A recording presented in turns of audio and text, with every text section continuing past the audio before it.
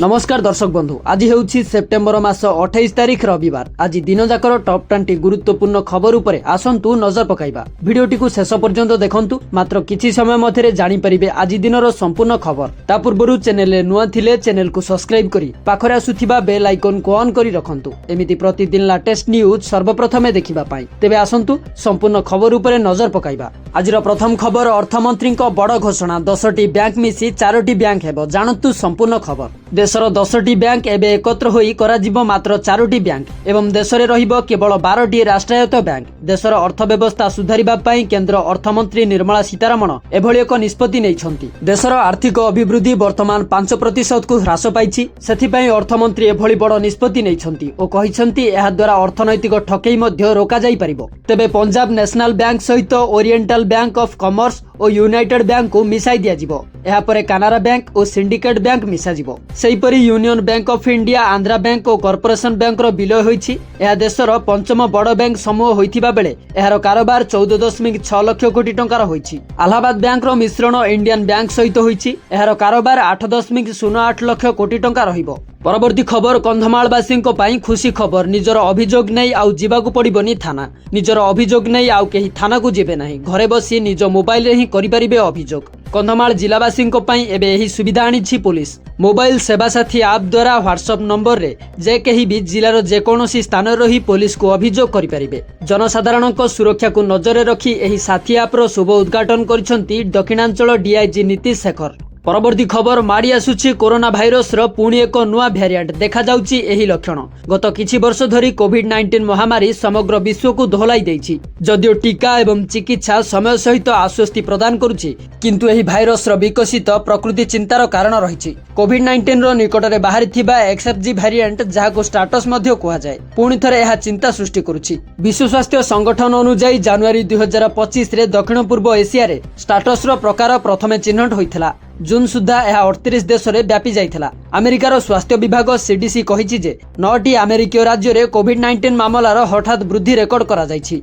परवर्ती खबर भारत पई खुशीर खबर। अंडमान सागर में मिलिला प्राकृतिक गैस भंडार। अंडमान सागर में एक बृहत प्राकृतिक गैस भंडार आविष्कृत होइछि। एही आविष्कार एक बड़ सफलता ठारू कम नुहे। यह भारत को शक्ति क्षेत्र में अधिक शक्तिशाली एवं आत्मनिर्भर करिबो। पेट्रोलियम मंत्री हरदीप सिंह पुरी शुक्रवार यह घोषणा करिसंती। एही प्राकृतिक गैस भंडार अंडमान उपकूलरू प्राय 17 किलोमीटर दूर रे 295 मीटर गभीरतार विजयपुर रे 2टी कूप उपरे आविष्कृत होइथिला। परवर्ती खबर अक्टोबर 1 रु नुआ नियम अनेक क्षेत्र में हेबो परिवर्तन। न जानिले हैरान हेबे आपण। सारा देश में नुआ जीएसटी दर लागू हेबा परे अनेक किछि दरदाम परिवर्तन होइछि। ए परिस्थिति रे अक्टोबर 1 रु सारा देश में अनेक गुरुत्वपूर्ण नियम रे परिवर्तन हेबाकू जाउछि। रिपोर्ट अनुसार ऑनलाइन गेमिंग को नियंत्रण करुथिबा एक नूतन आईन एवं भारतीय रेलबाई टिकेट बुकिंग नियम रे किछि परिवर्तन हेबाकू जाउछि। एहा सहित ट्राई मोबाइल व्यवहारकारी पई नेटवर्क सूचना एवं स्कैम कॉल रो नियंत्रण करुथिबा नियम कार्यकारी कराजिबो। भारतीय रेलबाई अक्टोबर 1 रु टिकेट बुकिंग नियम रे परिवर्तन घोषणा करिछि। एबे ट्रेन रे यात्रा करिबा पई साधारण टिकेट बुकिंग खोलिबार प्रथम 15 मिनिट मध्यरे केवल आधार कार्ड उपभोक्ता माने IRCTC वेबसाइट किंबा आप रे टिकेट बुक करि परिबे। सेहि भली अक्टोबर 1 तारिख रु ऑनलाइन गेमिंग को प्रोत्साहित करिबा एवं नियंत्रण करिबा पई एक नुआ आईन कार्यकारी हेबो। एने केंद्र मंत्री अश्विनी वैष्णव घोषणा करिसंती। सेहिपरि भारतीय टेलिकम नियामक प्राधिकरण ट्राई आसंता 1 तारिख रु नूतन नियम लागू करिबाकू जाउछि, जहा मोबाइल व्यवहारकारी को अनेक सुविधा प्रदान करिबो। आपण एबे आपणक अंचल रे उपलब्ध नेटवर्क विषय रे सूचना पाई परिबे एवं साइबर ठकेई कॉल ह्रास करिबाकू नुआ नियम लागू कराजिबो। परवर्ती खबर जल संपद विभाग सर्वोच्च जंत्री बड़ सूचना। राज्य में कौन स्थान में नहीं बनिया स्थिति। गतकाली 49 ब्लॉक हेड क्यारेक्टर रे 50 मिलीमीटर और कालीमेला ब्लॉक रे 100 मिलीमीटर वर्षा होइछि। दक्षिण ओडिशा रे वर्षा जोगु कोरापुट, मालकानगिरी और पश्चिम ओडिशा रे कलाहांडी रे रेड वार्निंग थिला। वर्षा जोगु जलस्तर बढ़ुछि हेले विपद संकेत उपरे नाही बोली राज्य जल संपद विभाग सर्वोच्च जंत्री एने सूचना दैछंती। परवर्ती खबर अक्टोबर रे 20 दिन बंद रहिबो बैंक सेवा। दशहरा, गजलक्ष्मी पूजा, दीपावली और छठ पूजा पाई देश में उत्सवर माहौल थिबा बेले अक्टोबर मास पाई बैंक छुट्टी तालिका प्रकाश पाइछि। अक्टोबर मासरे पाखापाखि 20 दिन बैंक बंद रहिबो। एथिरे 4टी रविवार, द्वितीय और चतुर्थ शनिवार मध्य सामिल रहिछि। तेबे अक्टोबर मासरे ओडिशा रे 10 दिन बंद रहिबो बैंक सेवा। 1 अक्टोबर एवं 2 अक्टोबर बुधवार एवं गुरुवार दिन दुर्गा पूजा जोगु बंद रहिबो बैंक सेवा। 5 अक्टोबर रविवार जोगु बंद रहिबो बैंक सेवा। सेहीपरि 7 अक्टोबर मंगलवार दिन गजलक्ष्मी पूजा जोगु बंद रहिबो बैंक सेवा। 11 अक्टोबर शनिवार मासर द्वितीय शनिवार हेतु बंद रहिबो बैंक सेवा। 12 अक्टोबर रविवार साप्ताहिक छुट्टी एवं 19 अक्टोबर रविवार साप्ताहिक छुट्टी जोगु बंद रहिबो बैंक सेवा। सेहीपरि 21 अक्टोबर मंगलवार हेउछि दीपावली एवं 25 अक्टोबर शनिवार मासर चतुर्थ शनिवार जोगु बंद रहिबो बैंक सेवा। या सहित 26 अक्टोबर रविवार जोगु बंद रहिबो बैंक सेवा। परवर्ती खबर सरकारी उद्योगी कर्मचारी महंगा भत्तार 2% वृद्धि कले मोहन सरकार। मुख्यमंत्री मोहन चरण माझी गतकाली राज्य सरकारी उद्योग कर्मचारी मानक पई 2% महंगा भत्ता वृद्धि करिसंती। एहा द्वारा सरकारी उद्योगी कर्मचारी समुदाय महंगा भत्ता 53% रु 55% को वृद्धि पाइछि। झारसुगुड़ा ग्रस्तरे थिबा मुख्यमंत्री दिन तमाम व्यस्तबहुल कार्यक्रम पर विलंबित राति पर्यंत सरकारी कार्य करिसंती। एही अवसर मुख्यमंत्री एही महंगा भत्ता प्रस्ताव को अनुमोदन करिसंती। एही वर्धित महंगा भत्ता पिछला भाबरे 2025 जनवरी पहिला ठारू लागू हेबो। परवर्ती खबर झारसुगुड़ा 60,000 कोटी टंकार विभिन्न प्रकल्पर शिलान्यास और उद्घाटन कले मोदी। गतकाली झारसुगुड़ार अमलीपाली ठारे आयोजित समावेश रे जोग दैछन्ती प्रधानमंत्री नरेंद्र मोदी। एहा सह प्राय 60,000 कोटी टंकार विभिन्न प्रकल्पर शिलान्यास और उद्घाटन करिसन्ती मोदी। ओडिशा पई प्राय 1700 कोटी टंकार प्रकल्पर शिलान्यास करिबा सहित विभिन्न प्रकल्पर उद्घाटन करिसन्ती प्रधानमंत्री मोदी। झारसुगुड़ा 60,000 कोटी टंकारु अधिक मूल्यर विभिन्न उन्नयन प्रकल्पर शिलान्यास एवं उद्घाटन करा जायछि। दूरसंचार, रेलबाई, उच्च शिक्षा, स्वास्थ्य सेवा, दक्षता विकास एवं ग्रामीण गृह निर्माण समेत विभिन्न क्षेत्र सह जड़ित विभिन्न प्रकल्पर शिलान्यास और उद्घाटन करा जायछि। एथिमध्यरे संबलपुर सरालारे रेल फ्लाईओवर पाई शिलान्यास, कोरापुट बईगुड़ा लाइन दोहरीकरण एवं मानवार कोरापुट गोरापुर लाइन को राष्ट्र उद्देश्य लोकार्पण। ब्रह्मपुर एवं उधना सुरट मध्य अमृत भारत एक्सप्रेस मध्य उद्घाटन करिसंती मोदी। या सहित ब्रह्मपुर एमकेसीजी मेडिकल कॉलेज एवं संबलपुर भीमसार को विश्व स्तरीय सुपर स्पेशलिटी हॉस्पिटल रे उन्नीत करबा पाई भित्तिप्रस्तर स्थापन करा जायछि। अंत्योदय गृह योजना रे 50,000 हिताधिकारी को मंजूरी आदेश बंटन करा जायछि। परवर्ती खबर पुणी एक लघुचाप संभावना। 1 अक्टोबर रे आउ एक लघुचाप क्षेत्र सृष्टि हेबो। पुणी लघुचाप संभावना। 30 तारिख बेलकु उत्तर अंडमान सागर अंचल रे एक नूतन घूर्णिबलय प्रवेश नहीं सूचना रही। यह प्रभाव रे उत्तर पार्श्ववर्ती केंद्रीय बंगोपसागर अंचल रे 1 अक्टोबर बेलकु आउ एक लघुचाप क्षेत्र सृष्टि हेबार संभावना रही। एपटे पूर्व केंद्रीय एवं संलग्न उत्तर पूर्व बंगोपसागर सृष्ट लघुचाप अवपातर रूप नहीं उपकूल मुहां हेउछि। एहार प्रभाव रे दक्षिण ओडिशा समेत सारा राज्य रे प्रबल वर्षा नहीं पूर्वानुमान करिछि आंचलिक पाणीपाग केंद्र।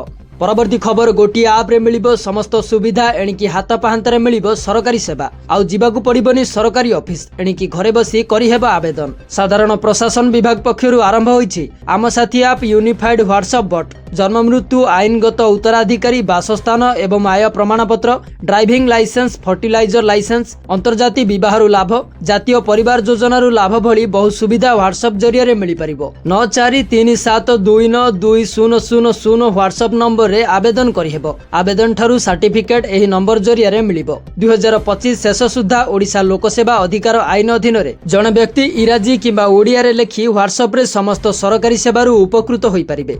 परवर्ती खबर स्पीड पोस्ट डेलीवरी एबे आहुरी द्रुत हेबो। सरकार कले बड़ परिवर्तन। डाक विभाग इनलैंड स्पीड पोस्ट पाई टारिफ परिवर्तन एवं नुआ सुविधा प्रचलन पाई घोषणा करिछि। एही परिवर्तन गुड़िक 1 अक्टोबर 2025 रु कार्यकारी हेबो। एथिरे नुआ सुविधा गुड़िक हेउछि पंजीकरण एबे स्पीड पोस्ट डॉक्यूमेंट पार्सल पाई उपलब्ध रहिबो। डेलीवरी केवल ठिकाना प्राप्त व्यक्ति किंबा तांको अधिकृत प्रतिनिधिंक पाखरे करा जिवो। प्रति जिनिस पाई 5 टंका शुल्क एवं जीएसटी निया जिवो। छात्र छात्री मानक पाई शुल्क उपरे 10 टंका रिहाती मिलिबो। या सहित उपभोक्ता मानकु ऑनलाइन बुकिंग रो मध्य सुविधा जोगाई दिया जिवो। एथिरे उपभोक्ता माने रियल टाइम डेलीवरी अपडेट मध्य पाई परिबे। परवर्ती खबर एणिकी ओडिशा रे चलिबो गोटिए बोर्ड। बीएससी और सीएचएससी मिश्रण को मिलिला अनुमोदन। स्कूल शिक्षा को सुदृढ़ और उन्नत करबा पाई राज्य रे गोटिए बोर्ड रखा जिवो। केवल एतिकी नुहे प्रथम रु अष्टम श्रेणी जाए पिलांको मागणा रे पाठ्य पुस्तक जोगाई दिया जाउथिबा बेले अनुसूचित जाति और जनजाति वर्गर नवम और दशम श्रेणी छात्र छात्री को मागणा बही दिया जाउथिला। किंतु एबे समस्त वर्गर पिलांको दशम श्रेणी जाए मागणा रे पाठ्य पुस्तक जोगाई दिया जिवो। एनसीईआरटी ढांचा रे एससीईआरटी को विकसित करा जिवो।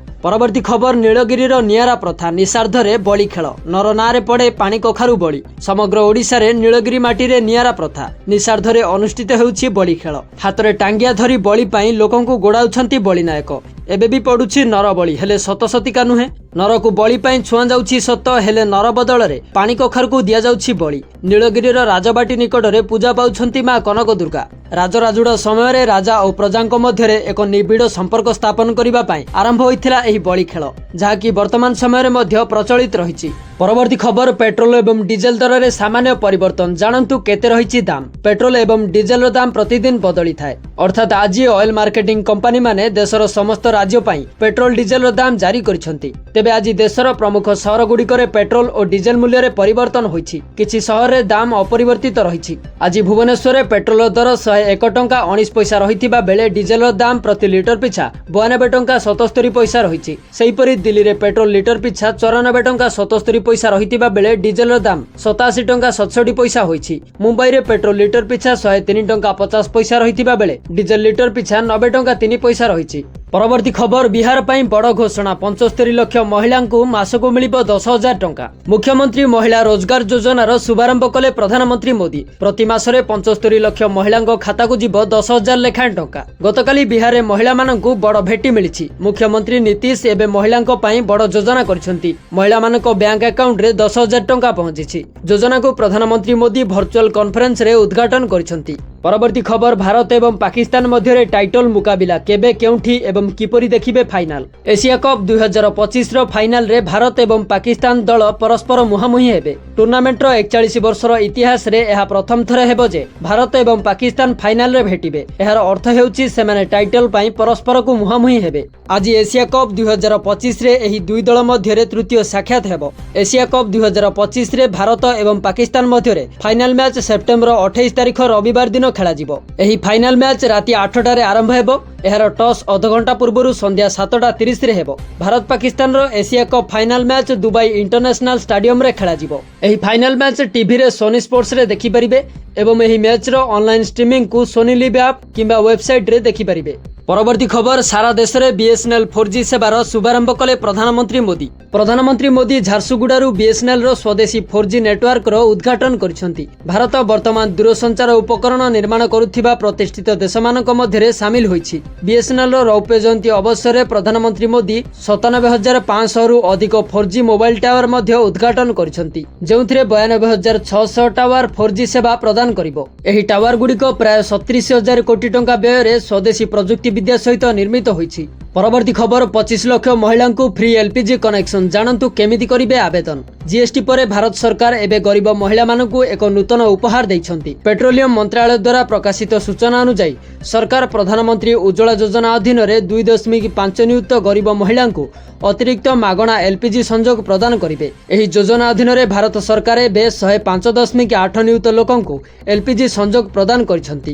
ଜାଣନ୍ତୁ ଆବେଦନ କରିବା ପାଇଁ କ'ଣ ରହିବ ଆବଶ୍ୟକୀୟ ଡକୁମେଣ୍ଟ। ପ୍ରଧାନମନ୍ତ୍ରୀ ଉଜ୍ଜ୍ୱଳା ଯୋଜନାରେ ଆବେଦନ କରିବା ପାଇଁ ମହିଳା ହିତାଧିକାରୀଙ୍କର ଆଧାର କାର୍ଡ, ବିପିଏଲ୍ କିମ୍ବା ରାସନ କାର୍ଡ, ବ୍ୟାଙ୍କ ପାସବୁକ୍, ପାସଫଟୋ ଆକାର ଫଟୋ ବା ଆବାସ ପ୍ରମାଣପତ୍ର ରହିବା ଆବଶ୍ୟକ। ପ୍ରଧାନମନ୍ତ୍ରୀ ଉଜ୍ଜ୍ୱଳା ଯୋଜନା 2.0 ପାଇଁ ଅନଲାଇନ୍ କିମ୍ବା ଅଫଲାଇନରେ ଆବେଦନ କରିପାରିବେ।